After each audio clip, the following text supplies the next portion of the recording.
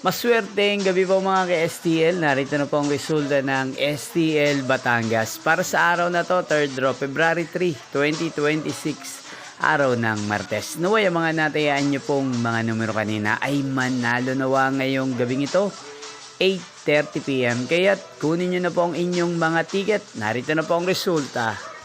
Ang mga numerong nanalo sa STL Batangas ngayong gabing ito, February 3, 2026, 8:30 PM, 3rd draw. Result 28 at 32. In exact order. Again, 28 at 32. At ngayong gabing ito sa STL Batangas, atin pong i-shoutout si Ate Gemma ng Batangas.